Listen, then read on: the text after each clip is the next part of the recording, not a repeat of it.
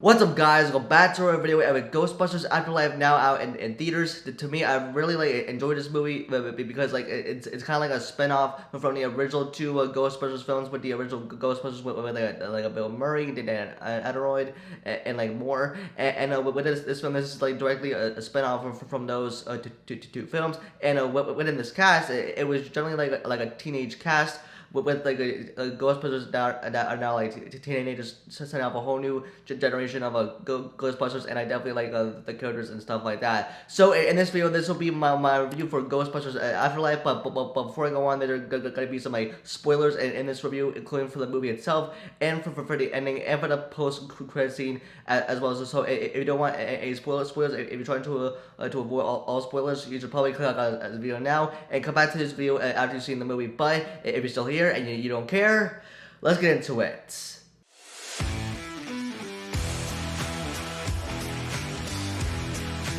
To me, I kind of like how this movie, started out with Eagle Spengler, the original Ghostbuster, who gets arrested, and then because no one believed him for something, and then he goes into his barn house and he tries to escape. He goes to his barn house and he takes a ghost trap with him, and then he tries to get rid of it, and then he's sitting in his chair, and then he gets killed by a monster, and then we see the Spenglers as they get evicted from their own home, and then and spend a week or so in their grandfather's house, with Egon Spengler, who is their grandfather, and with the characters, Finn Wolfhard's character, Trevor, and McKenna Grace's character, Phoebe, and the mom as well, and for Paul Rudd's character, Mr. Gruberson, who is like the teacher, who was like charming and cool, and he had students like watching movies with the dog and stuff like that, and then later he had kids also watch a Child's Play with Chucky the doll, which is also foreshadowing the Walmart scene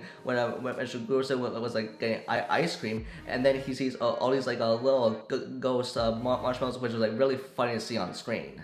And like kind of like the part where like Trevor is like taking like a joyride in the Ghostbusters mobile after he fixed up and got to work, and he was taking a little joyride, and then he was taking like a podcast and Phoebe with him, and because they were trying to capture a ghost, which was really cool to see, and which like the car had a little side door, and which like Phoebe was like flying, and then they tried to capture the ghost, and they did, but like they got sent to jail, but because Trevor didn't have a driver's license, and then they like spend on the time in jail, and then they had to make and then Phoebe had to make a phone call, and then with the officer that says to Phoebe like who got a call, it's like a reference to the Ghostbusters tagline from the song of Ghostbusters, and then she calls Ray Stenson, one of the original Ghostbusters played by Dan Aykroyd, and then she calls him and telling her that she has like a connection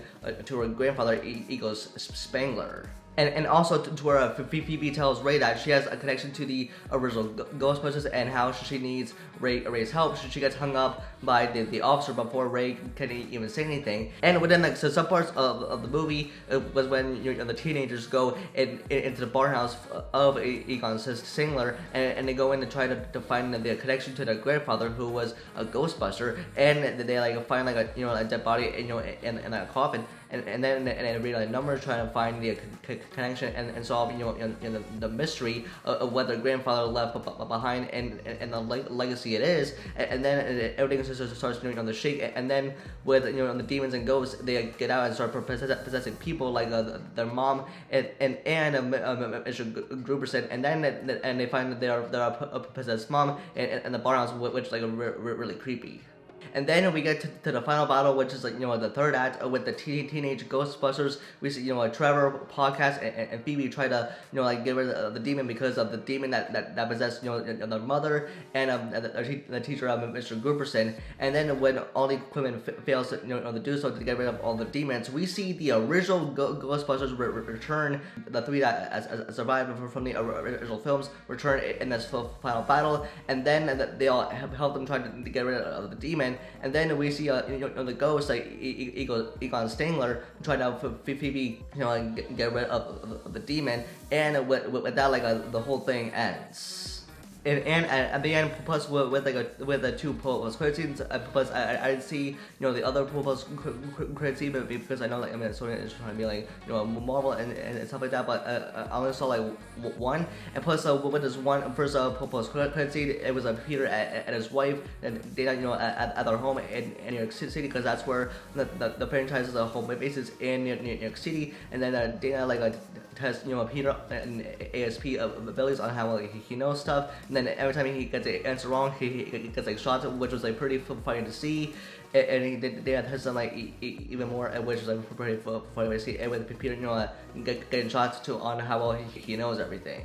And yeah, with like Ghostbusters Afterlife, I thought it was like good spin-off from the original two films, and I can't wait to see like if there's like a sequel to this. Like maybe like it's not set in Oklahoma, maybe it's set in New York City, where the original films took place. And I hope that at the the teenage Ghostbusters cast returns like in the sequel, and I hope there's like a future for the teenage Ghostbusters and for the next Ghostbusters films. Hey guys, I really enjoyed this film. I can't wait to see what's in store like for the future. And with this movie, definitely has good vibes and pure nostalgia to the original Ghostbusters from the past. And I hope that there's like a sequel with Ghostbusters Afterlife. So yeah, that is gonna be it for this video. Let me know your thoughts in the comments down below what you thought of the movie, and give me a rating between 1 out of 10. I'm gonna give this video a like and subscribe to our notification bell for future videos. And you can follow me on Instagram and Twitter for live updates. And with that, I'll see you guys in the next video. Peace.